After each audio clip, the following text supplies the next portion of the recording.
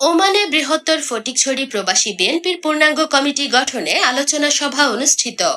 Oman প্রবাসী বৃহত্তর ফটিকছড়ি বিএনপির পূর্ণাঙ্গ কমিটি গঠনের লক্ষ্যে সম্প্রতি এক আলোচনা সভা অনুষ্ঠিত হয়েছে।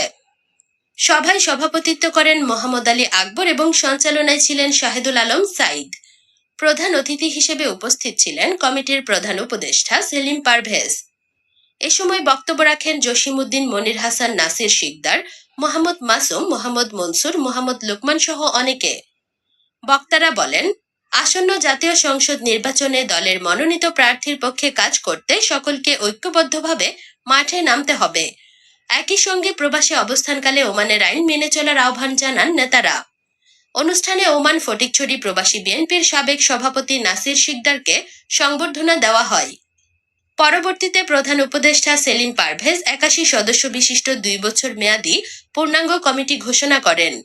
এতে মোহাম্মদ আলী আকবরকে সভাপতি, শাহেদুল আলম সাইদকে সাধারণ সম্পাদক এবং ২ নং দাঁতমারা ইউনিয়নের কৃতি সন্তান ফয়সাল আহমদ খোকনকে সাংগঠনিক সম্পাদক হিসেবে দায়িত্ব দেওয়া হয়।